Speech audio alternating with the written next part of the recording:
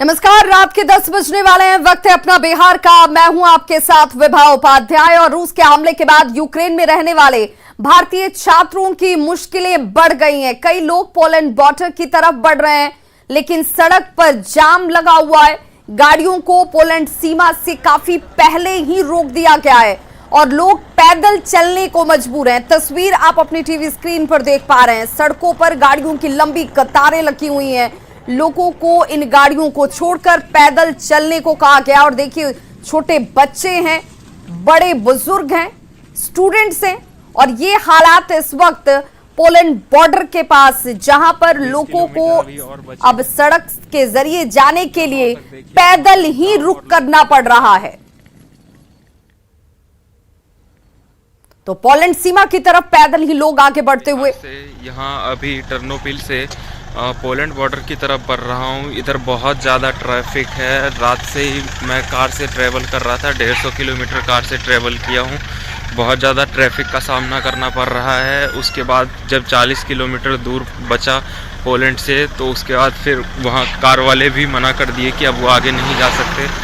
40 kilometre दूर से ही हम पैदल चल रहे, रुक रुक के 4:30 बजे से ही चलना चालू किए हैं। अभी टाइम हो रहा है अभी टाइम 10:30 हो गया है। कब से रुक रुक के चल रहे हैं। बहुत ज़्यादा भीड़ का सिचुएशन है।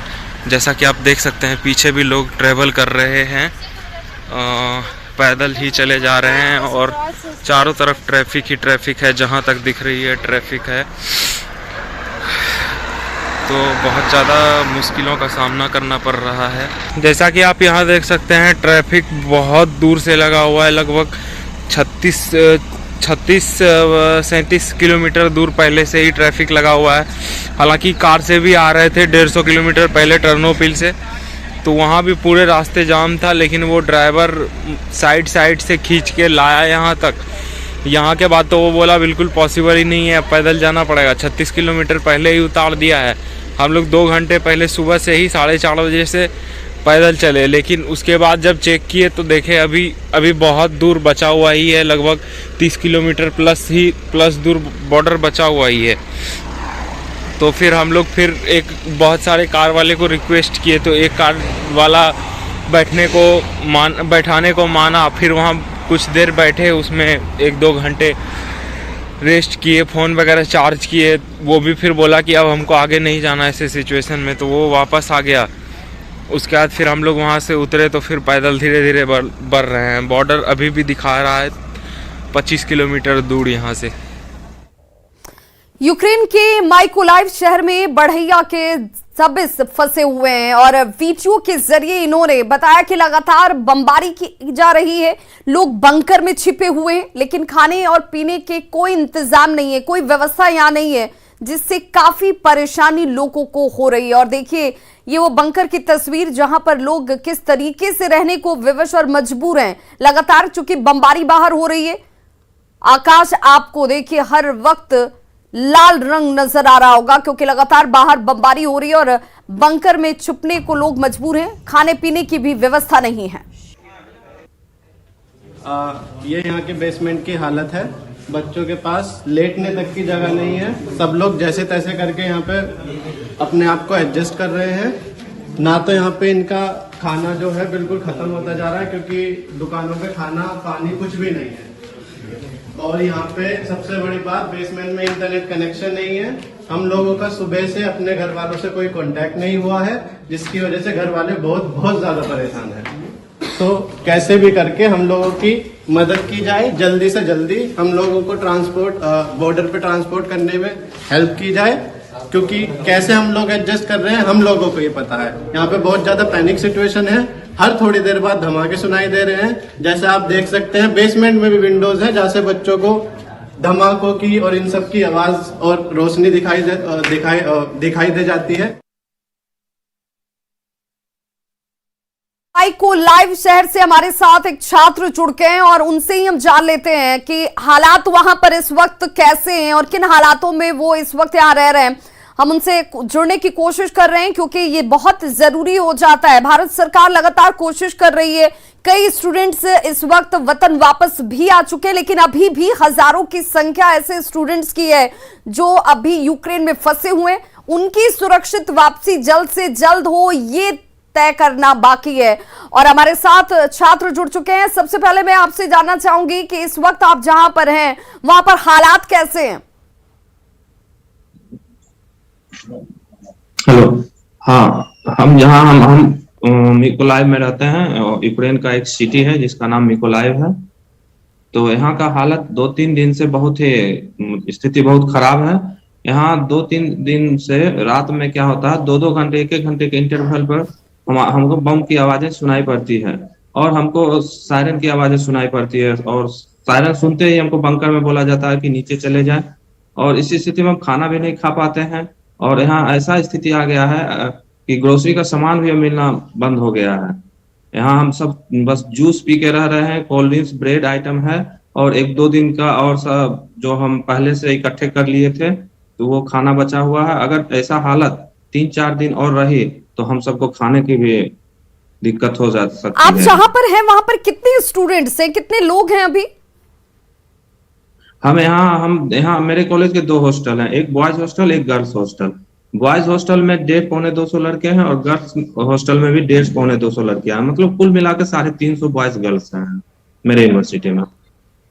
आप अपना नाम, अपना परिचय जरूर बताइए। आप कहां से हैं, आपका नाम क्या है और इस वक्त आप जहां पर हैं वो जगह कौन सी है?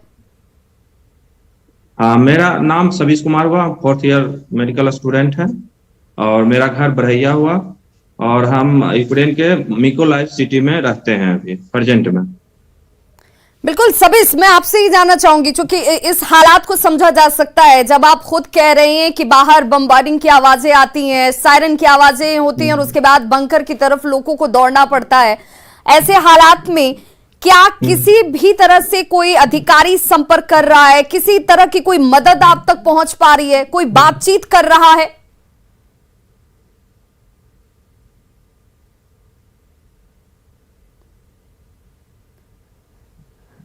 नहीं सर, एम्बेसी से बार बार वाले बोलते हैं ना, वैसे नहीं है कि हम उतना। मेरे साइड से 3 बॉर्डर जो है बहुत डिस्टेंस पड़ रहा है, जैसे रोमानिया हुआ, हंगरी हुआ और उसके बाद पोलैंड हुआ। हमारे यहाँ से डिस्टेंस 800 किलोमीटर पड़ जाती है। तो बोल रहे हैं कि बाय रोड। बिल्कुल, तो देखिए कनेक्टिविटी की इश्यूज जिसे स्टूडेंट फेस कर रहे हैं, अंदाजा लगाइए जहां पर कनेक्टिविटी की प्रॉब्लम हो रही है। सबीश, बिल्कुल सबीश, आप बता रहे हैं कि यहां से पोलैंड की दूरी जो है वो तकरीबन 800 किलोमीटर आप बता रहे हैं कि यहां से है। हालांकि पोलैंड ने ये कहा है कि हमें किसी तरह के वीजा की जरूरत नहीं है, अगर लोग ऐसे भी बॉर्डर को क्रॉस करें, वो भारतीय लोगों के लिए ये राहत उन्होंने बड़ी राहत के तौर पर दी है। लेकिन क्या वहां से पोलैंड तक जाने के लिए क्या आपको सड़क मार्ग से भी कोई रास्ता नहीं मिल रहा? यस, और कोई उपाय नहीं है। यहाँ से सड़क मार्ग से ही हमको ले जाना पड़ेगा पोलैंड बॉर्डर तक। पोलैंड बॉर्डर से ही हम फिर वहां से फ्लाई कर सकते हैं इंडिया के लिए। बाकी जो आपके साथ लोग हैं वो कहां से हैं, सभी आप बता पाएंगे?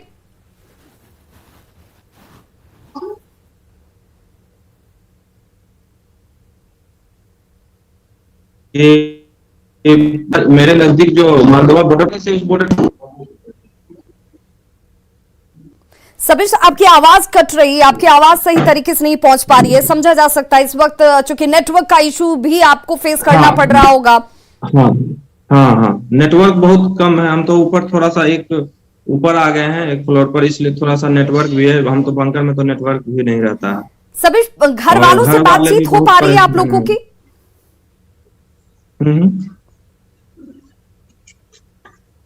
हेलो सबीश, आप तक आवाज पहुंच रही है?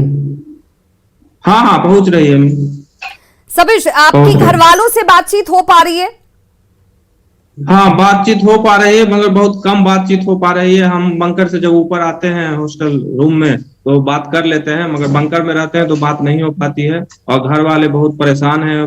घर वाले ये भी बोल रहे हैं कि अगर सब लोग आ रहा है तो तुम क्यों नहीं आ रहे हो। तो क्या कहें, मतलब कैसे समझाएं कि मेरे यहाँ से बॉर्डर दूरी पर है, यहाँ से संभावना कम नजर आ रहा है। और मेरे यहाँ जो एजेंट और इंटरनेशनल डिपार्टमेंट में है, वो बोल रहे हैं कि हम ले जाएंगे, 1-2 दिन में हम बॉर्डर पर ले जाएंगे। हम बोल रहे हैं कि आप एम्बेसी से बात कीजिए, वो बोल रहे हैं हम एम्बेसी से बात किए हैं, वो बोला है कि 1-2 दिन में। तो हम बिल्कुल ये कहना सभी चाह रहे इस वक्त संयम बहुत जरूरी है, धैर्य बहुत जरूरी है। और अगर बाहर हालात वैसे हैं जहां पर बमबार्डिंग हो रही है और बहुत कम अंतराल पर सायरन की आवाजें आती हैं, तो वैसे हालातों में सुरक्षित जगहों पर रहना ज्यादा अनुकूल है। आप सभी सुरक्षित रहें, भारत सरकार आपको जल्द से जल्द अपने वतन वापस सुरक्षित लेकर पहुंचेगी, ये भरोसा भी दिलाया जा रहा है। संयम आप जरूर सभी बरते।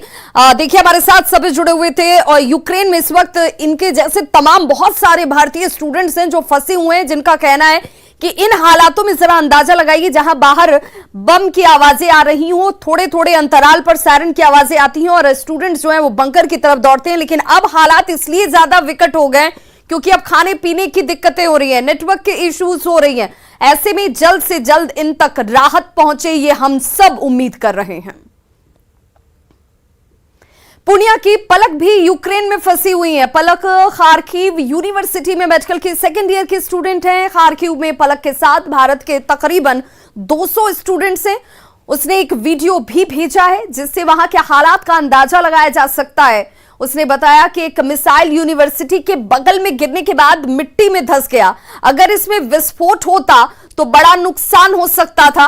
पलक के माता पिता का कहना है कि उससे लगातार बातचीत तो हो रही है, लेकिन भारतीय दूतावास से संपर्क करने पर कोई जवाब नहीं मिल रहा।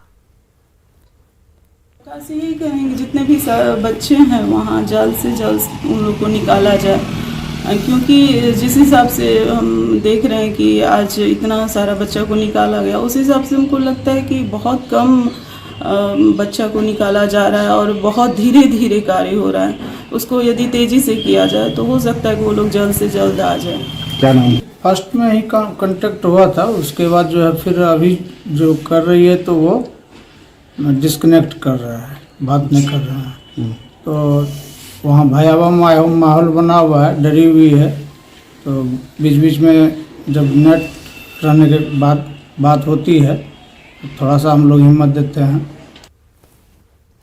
और यूक्रेन संकट से जुड़ी बड़ी खबर इस वक्त आ रही है। प्रधानमंत्री नरेंद्र मोदी की हाई लेवल मीटिंग इस वक्त भी जारी है। यूक्रेन संकट पर पीएम मोदी की यह हाई लेवल मीटिंग बेहद महत्वपूर्ण और खास जो इस वक्त चल रही है।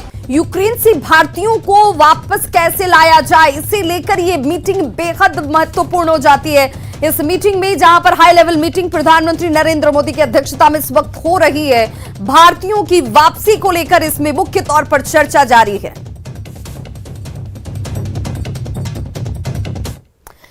इस बीच कई छात्र यूक्रेन से वापस भी लौटे हैं। छपरा का अनमोल जब यूक्रेन से अपने घर सारण के मशरक पहुंचा तो खुशी की लहर दौड़ गई। मेडिकल के सेकेंड ईयर के छात्र अनमोल ने यह बताया कि उससे 25 फरवरी को वापस लौटना था, लेकिन 24 फरवरी की रात को ही रूस ने हमला कर दिया। लेकिन यूनिवर्सिटी के डीन ने उन्हें सुरक्षित स्थान पर पहुंचाया और फिर एम्बेसी से बात की गई। मोबाइल डिस्चार्ज होने की वजह से घर के लोगों से संपर्क हालांकि इनका टूट गया था, लेकिन यूनिवर्सिटी और भारतीय दूतावास के प्रयास से वो अपने साथियों के साथ रोमानिया बॉर्डर होकर भारत लौटे और फिर पटना से बिहार सरकार ने उन्हें घर तक पहुंचाने की व्यवस्था की। से निकाल के लाए गए और इंडियन गवर्नमेंट, एम्बेसी और हमारी यूनिवर्सिटी के डीन सबने काफ़ी मदद की वहाँ से निकलने के लिए। हमें रोमानिया के बॉर्डर के थ्रू क्रॉस कराया गया। फिर रोमानिया से हमारे लिए एयर इंडिया की फ़्लाइट थी जो कि यहाँ तक आई। फिर वहाँ से हमें दिल्ली से हमें पटना भी बिहार सरकार ने अपने खर्चे पे भेजा। फिर पटना से भी हमें घर तक बुलाया गया अपने ही खर्चे पे। तो ये काफ़ी अच्छा लगा जान के। और आज के डेट में भारत सरकार को हम धन्यवाद बोलेंगे, बिहार सरकार को भी धन्यवाद बोलेंगे। हमारा बच्चा सुरक्षित हमारे दरवाजे पर पहुंचाया गया, अब इससे बढ़कर क्या होगा। मधेपुरा की उदाकिशनगंज के गमैल पंचायत के गोरपार गांव का सतीश कुमार साहिल भी यूक्रेन से घर पहुंच चुका है। साहिल के सकुशल घर वापसी पर परिवार में उत्सव का माहौल है।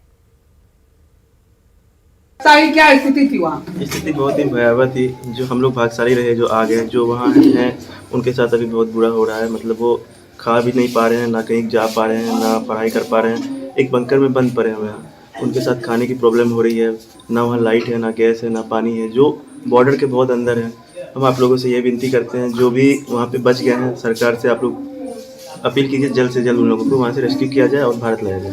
क्या सरकार की जो भूमिका रही वो कैसी रही आप लोगों को? अभी तक जो सरकार कर रहे हैं वो जबरदस्त काम कर रहे हैं सरकार अपने लिए, मतलब सबों के लिए, हम सबों के लिए, जो सबको रेस्क्यू कर रहे हैं, जो आ रहे हैं बॉर्डर पे उनको लेके आ रहे हैं और उनको भी लाने की कोशिश कर रहे हैं। जल्द से जल्द हमें लगता है कि वो भी आ जाएंगे जो फंसे हुए हैं वहाँ पे। वैशाली के थानाध्यक्ष संजय कुमार के ठिकानों पर छापेमारी में आय से 81% ज्यादा संपत्ति का खुलासा हुआ है। संजय कुमार के वैशाली, पटना और औरंगाबाद के ठिकानों पर छापेमारी की गई। पटना के रूपसपुर में संजय कुमार की पत्नी के नाम से एक फ्लैट है और इसके अलावा बैंक खातों में रुपए के लेन देन का भी सबूत मिला है।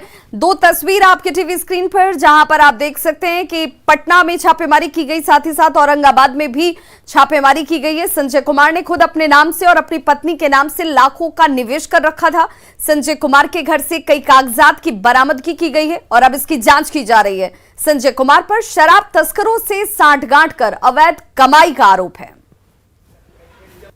जो आज छापेमारी की गई है उसमें यह पता चला है कि संजय कुमार ने अपनी पत्नी के नाम पर पटना में जो रूपसपुर इलाका है वहां एक फ्लैट लिया है अपार्टमेंट में। 36,34,000 रुपये में ये फ्लैट लिया है और इसके रजिस्ट्रेशन के लिए 2,33,500 रुपये खर्च किए हैं। इसके अलावा उन्होंने कई जो SBI है या दूसरे जो बैंक है वहाँ पर कई पासबुक भी रखे हैं। इसके अलावा कई वित्तीय संस्थानों में भारी राशि उन्होंने निवेश की है। एक स्कॉर्पियो भी खरीदा है जिसका मूल्य 13 लाख रुपया बताया जा रहा है और कुल मिलाकर आय से अधिक 81% संपत्ति संजय कुमार के ठिकानों से मिली है। संजय कुमार, न्यूज़ 18 पटना। पटना सिटी के बाद सलामी थाना क्षेत्र के नूरुद्दीनगंज इलाके में अवैध शराब मामले में गिरफ्तार लाल बहादुर महतो की इलाज के दौरान PMCH में मौत हो गई। गुस्साए मृतक के परिजनों और मोहल्ले वासियों ने मालसलामी थाना के सामने जमकर हंगामा किया है। मालसलामी थाने के मेन गेट के पास सड़क पर शव को अशोक राजपथ पर रखकर घंटों जाम लगा दिया गया, जिससे यातायात प्रभावित हुआ है। परिजनों ने पुलिस की पिटाई से मौत का आरोप लगाया है। बाद में कई थानों की पुलिस ने मामले को शांत कराया। 20 फरवरी को शराब पीने के आरोप में पुलिस ने लाल बहादुर महतो को गिरफ्तार किया था। परिजनों ने हरेंद्र नाम के पुलिसकर्मी पर 20,000 रुपए घूस मांगने का आरोप लगाया है। साथ ही पैसे नहीं देने पर बेरहमी से पिटाई कर थाने ले जाने का आरोप भी लगाया गया। मृतक के परिजनों ने आरोपी पुलिसकर्मियों पर कार्रवाई की मांग की है।